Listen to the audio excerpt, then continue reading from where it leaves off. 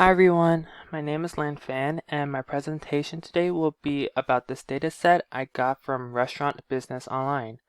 Here in the dataset, we'll be looking at data from the top 100 independent restaurants by sales for each year from 2015 to 2019.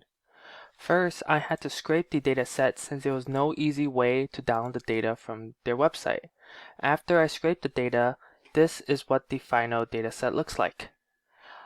So for each year, there are restaurants ranked from 1 to 100 based off of their sales for that year. In addition, extra information such as average check, meals served, and what city and state they are from. For this presentation, I'll be focusing on which city has the most vibrant food scene. Since this is a qualitative question, I'll be answering this through evaluating quantitative metrics such as sales, meals served, and year. In the first bar graph here, you'll see the top 5 cities ranked by the number of restaurants. Right from the start, it is obvious New York City stands out from the rest with over 140 restaurants appearing in the dataset. Las Vegas comes in second with less than half of New York. However, it is not wise to conclude the question by only looking at one metric. So I've also evaluated the data through two other metrics, sales and meals served. Sales is a great metric because it is a proxy for popularity. People vote with their money. Meals served also is a great metric because it favors restaurants with lower price points.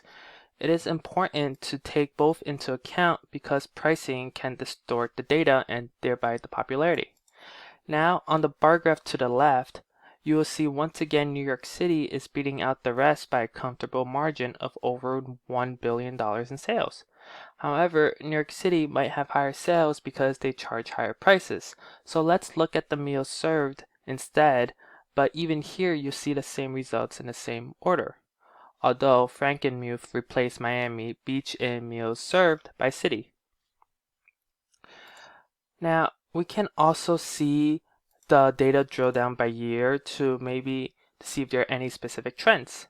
Looking at the two charts, it's clear New York City is the undisputed number one, maintaining its rank through all 5 years. Perhaps its independent food scene contributes to why it is such a desirable place to live. But what if you're already from New York and want to know about other cities and which to visit specifically for their food? Let's see the data with New York City removed from the chart.